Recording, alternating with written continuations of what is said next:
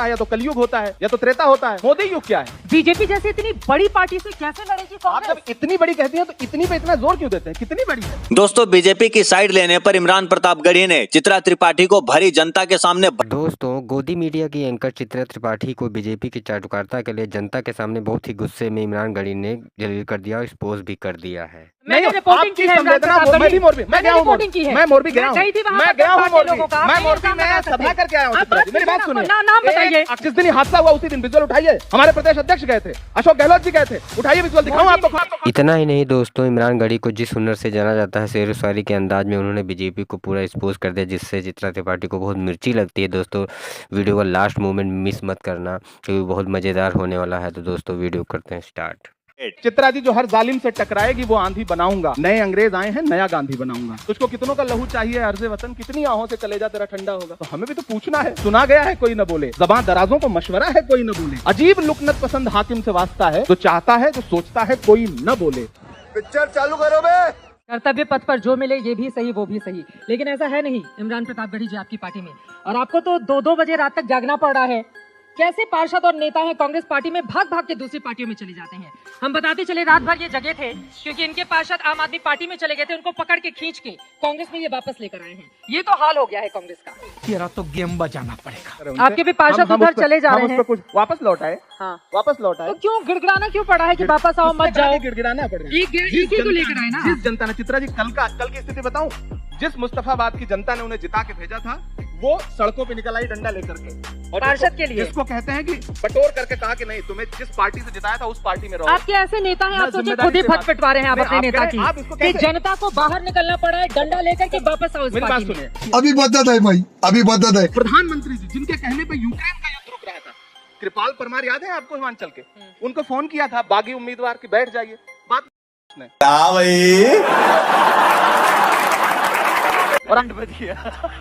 और आप हमारे नेताओं को कोस रही हैं। प्रधानमंत्री की बात नहीं मान रहे हैं लोग।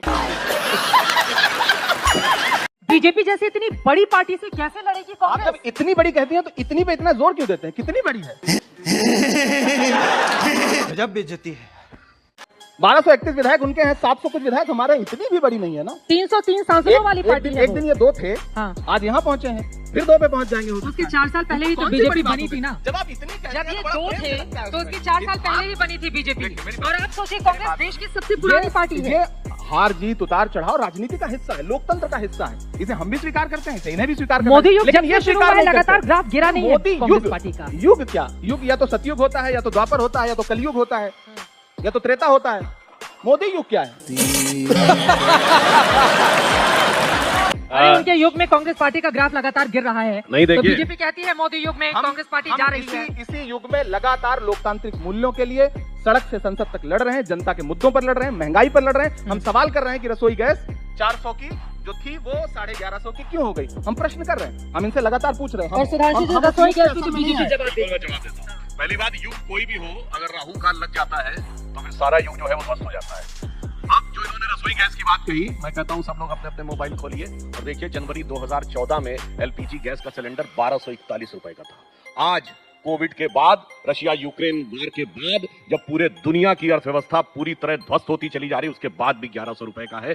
बेटा, इस परिस्थिति में भी, इसलिए आज देश की जनता को यह समझाना आसान नहीं है। 2014 में उसे कितने का मिलता था? 1 मिनट हम बता रहे हैं। 2014 में 1241 का था, जाके चेक करिए। बताएं, और जिस आपको कितने का 400 मिलता था? जब आपको रसोई गैस का सिलेंडर मिलता था तो वो कितने का मिलता था? ये बहुत अच्छा, मतलब बताइए, 1200 रुपए। शब्दों की बाजीगरी, नहीं, बात कितने का था? शब्दों की जो बाजीगरी कितने का आप था? करके आंकड़ों में उलझाने की, नहीं, आंकड़ों में नहीं, मैंने आंकड़ा भी जनता चेक बैठी है ना, मेरा किया। कहाँ काम आने में? आप मुझे बताइए ना। हमने तो जनता से पूछिए, कहा, जनता कहा भी नहीं, आपका है उसको हो गए। हाँ, मैं बता रहा हूँ, 400 रुपए का सब्सिडी का सिलेंडर था, 6 मिलते थे 400 का ही और मिलता 9 था थे। जी नहीं, 6 सिलेंडर मिलते थे, सारे लोगों का 6 सिलेंडर में काम चलता था। चुनाव के समय आपने 9 किए थे, और वो भी सब्सिडी क्यों खत्म हुई ये बताता हूँ। एलपीजी की सब्सिडी अक्टूबर 2014 में खत्म हुई। उससे पहले पेट्रोल की सब्सिडी अक्टूबर 2010 में खत्म हुई। उससे पहले की सब्सिडी 2005 में खत्म हुई। क्यों खत्म हुई? 1 जनवरी 1995 को WTO के साथ उस समय की सरकार ने जो एग्रीमेंट किया था, उससे पेट्रोलियम प्रोडक्ट्स की बाकायदा टाइम फेज सिस्टम था कि सब्सिडी खत्म करनी है, और आज के सरकार के पास कोई अधिकार नहीं है कि वो किसी भी तरीके से दाम कम कर सके, सिवाय एक तरीके से कि टैक्स कम कर दे। केंद्र सरकार ने 2 बार टैक्स कम किया, हमारी राज्य सरकारों ने 2 बार टैक्स कम किया, मगर पूछिए किनकी राज्य सरकारों ने कम। चड्ढा समझाओ इसे। लेके जाएंगे आपको आंकड़ों की ऐसी बाजीगरी बताएंगे, जनता को तो इतने का था, इतने का मिलता था। मैं आपसे बहुत ही नम्रता से एक बात कर रहा हूँ सुधांशु जी, आंकड़ों की बाजीगरी अपनी जगह है। आप बताएंगे कि 9 सिलेंडर देते थे, आज प्रधानमंत्री उज्ज्वला योजना से जो मिलने वाले गैस सिलेंडर है उसके ऊपर रिफिल करा पा रहा है। आप ग्रामीण अंचलों में जाइए, क्यों जीत जाते हैं? सिलेंडर में इमरान प्रताप गढ़ी जी, ये बड़ा काट सवाल है। करके लोग उसके नीचे लकड़ी जला करके खाना बना रहे हैं। ठीक है, ये बड़ा सवाल है। हाँ, आप बड़ा कह रहे हैं सवाल ये महंगाई है। बहुत बड़ा है, ये बड़ा बेरोजगारी सवाल मुद्दा है कि ये जीत क्यों मुद्दा, जाते हैं। है ये मुद्दा, बस। लेकिन उसके बावजूद अगर ये जीत रहे हैं तो इसका मतलब आप जीत समझ रहे। रहे मैं हैं। रीजन बता रहा हूँ। मैं बता नहीं, ये प्रश्न इन्होंने हमसे पूछा है, जीत क्यों रहे हैं? अब ये मत मुझे कहिएगा ऐसा- ईवीएम में गड़बड़ी है, नहीं। फिर वो ईवीएम गुजरात नहीं, में चुनाव में गड़बड़ी है वैसे और अच्छा हिमाचल रहा। ये प्रदेश में बिल्कुल नहीं अच्छा। कहूंगा कि इस ईवीएम चुनाव में गड़बड़ी है। ईवीएम को किसी ने मैं दोष बिल्कुल नहीं दिया, नहीं ये कहूंगा एक अच्छी ईवीएम बात में है। गड़बड़ी है। मैं ये भी नहीं कहूंगा कि मीडिया में गड़बड़ी है, ये भी नहीं कहूंगा। देखिए मीडिया के मैं ये भी नहीं कहूंगा कि नहीं, इमरान प्रताप आप गढ़ी, आपको बताइए। नहीं चलेगा। मैं- देखिए मैं- गलत जगह एक- आपने टोका है, एक गलत प्रश्न जगह। देखिए, देखिए आज तक की सिर्फ एक और उदाहरण। मीडिया की एक- सबसे एक खास बात उदाहरण यही है। सर सुनिए एक उदाहरण ना, आप सुन लीजिए, सुन सुनिए, लीजिए, चित्रा जी, गलत मेरी जगह सुनिए टोका है तो मैं नहीं सुनिए ना, बोलूंगी। मेहमान नहीं बुलाया है बोलने तो उन्हें दूंगी। बोलने का मौका आप भी मेरी दीजिए। बात तो सुनिए, गलत बात नहीं देखिए, बोलने एजेंसियों दूंगी। का दुरुपयोग आप मेरी कैसे? बात सुनिए इमरान सूरत प्रताप में गढ़ी जी। चुनाव समाप्त हुआ, अगले आज दिन तक की हीरा या किसी कारोबारियों भी के मीडिया की, एक सेकंड सर सुनिए, मैंने मेरी आपका बात। नाम नहीं लिया। हमारी नहीं मैंने तो हमारी कहा कि ये मीडिया में भी सबसे गड़बड़ी नहीं है, मैं कि ये भी आप नहीं कहूंगा। अगर मीडिया की बात करेंगे मैंने तो ये तो कहा कि मीडिया मैं- में हम सबको लेकर चलेंगे। आप मेरी बात सुनिए। बोलने दे, तकलीफ हुआ है बेचारे को, बोल।